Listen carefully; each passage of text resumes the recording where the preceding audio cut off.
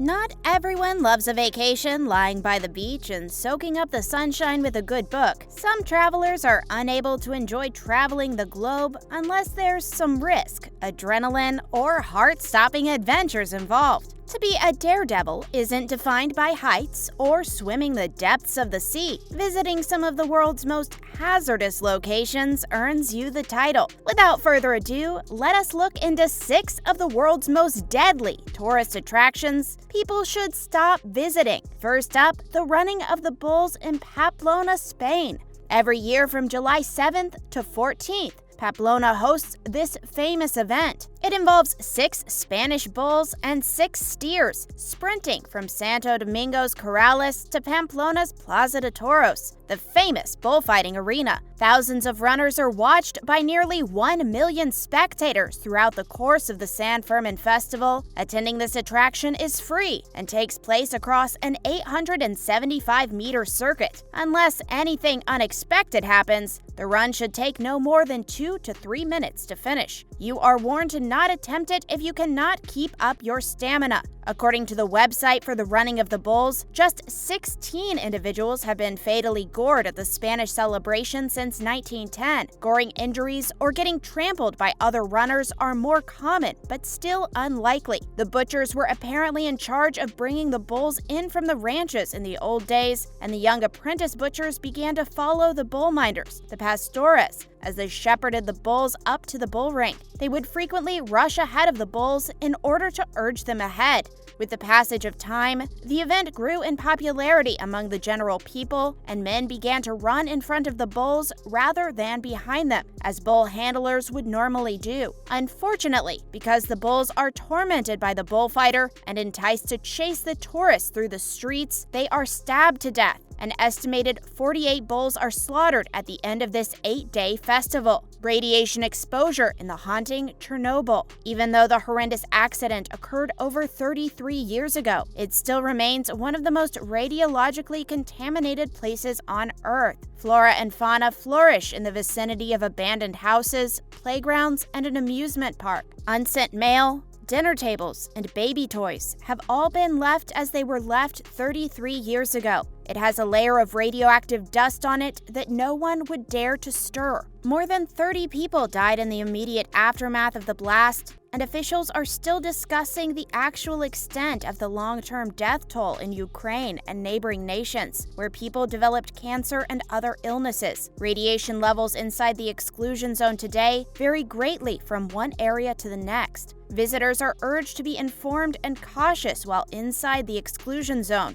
and to restrict their time there because it may have a negative impact on their future health. They are also advised to dress in clothes and shoes that they are comfortable dumping afterward. Gloves and face masks must be worn if they will be touching or disturbing anything. Apparently, tourists willing to explore Chernobyl should keep away from the depths of forests and not touch plant or animal life, as they are proven to contain very high levels of radiation. For the past 20 years, Timothy Musso, a biologist and professor at the University of South Carolina, has been researching the ecological and evolutionary effects of radioactive pollutants on wildlife and species in and around Chernobyl. He had just returned from his yearly month-long journey in 2019 to the exclusion zone and said he was surprised to find 250 tourists walking around Pripyat in street clothes. Some others took selfies in bumper vehicles at the abandoned amusement park. Now that is risky. We have 4 more deadly tourist attractions coming right now, so don't go anywhere. Aiming for the highest peak on Mont Blanc, France. Mont Blanc is not only the tallest, but also the deadliest peak in the European Union, also known as Death Mountain or the White Killer. Its elevation of 15,781 feet gives panoramic vistas of France and neighboring Italy, as well as a beautiful resting spot for the estimated 100 people who perish there each year. Surprisingly, the climb isn't even close to being the most challenging in terms of difficulty. The hazardous conditions are caused by a large number of novice mountaineers packed into congested routes by guides under pressure to get clients up and back fast. Climbers are exposed to high-altitude health hazards, as well as cold and severe weather for extended periods of time because of the packed slopes, which means competition for footing in small spots as teams race to pass one another and long waits for passages at certain points. A full trip to Everest, the highest point on the planet, costs $60,000 USD, and yet the cost to hike up Mont Blanc is nothing. So it is not really about the climb itself, really. It's about how the mountain is managed by tourist corporations. Crammed trails and inexperienced hikers on a long walk does not make for a fun or safe time. Ascend at your own risk. New Smyrna Beach, Florida. The main attraction is the 17-mile stretch of white sand beaches at New Smyrna Beach. The beach is well known among surfers, as it provides some of the best wave action on the East Coast, with plenty of wave breaks for both skilled and novice surfers. Except it is known as the shark capital of the world, according to the International Shark Attack File. Despite the fact that the beach has documented over 250 shark attacks in its recorded history, making it the beach with the greatest frequency of attacks per square mile in the world, a large number of tourists come to its budget-friendly shores every year. Although the risk of being bitten by a shark on New Smyrna Beach is 10 times higher than any place else in the world, apparently you are still more likely to get into a fender bender driving to the beach. Some ocean lovers may be heartened by the fact that the majority of assaults did not result in death. The waters are known for immature bull sharks that mistake humans for marine life food. Still, we'll take a safe location on the sand. Thank you very much. Snake Island off the coast of Brazil. Like something from a nightmare,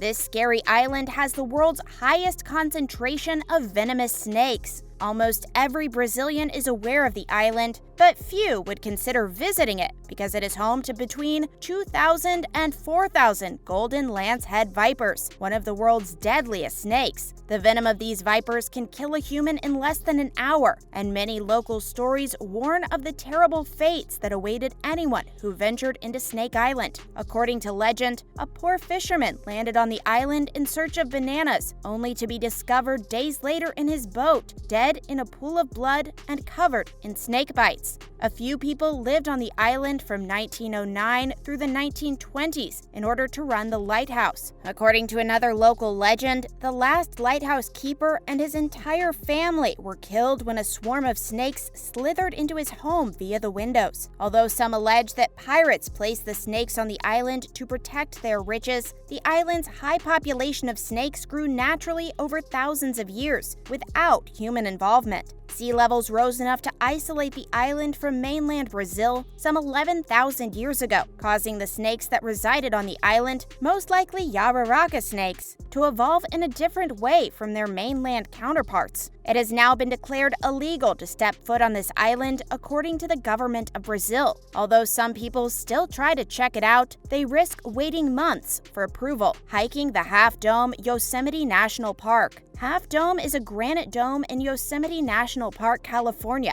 at the eastern end of Yosemite Valley. It's a well-known rock formation in the park, so named because of its unique shape. One side has a sheer face, while the other three are smooth and round, giving it the appearance of a half dome. It is one of the national park's most difficult and deadly hikes. It takes a whole day to reach the summit, and climbers must rely on metal cables to reach the top. The cable route can be overloaded with hikers at times. On a summer weekend, up to 1,000 hikers a day have climbed the dome in previous years, with an average of 50,000 hikers every year. Some have died here, either by slipping from the ropes or falling off the death slabs, large slick boulders that are especially dangerous during bad weather. Over 60 people have died on the Half Dome or on the climb up to it, with lightning strikes, heart attacks, and unsuccessful base jumps among the causes of death. Well, these places sound like they are not for the faint-hearted, that is for sure. Humans certainly like to test the limits, go to the extremes for that pump of fear and driving adrenaline. Thank you for watching.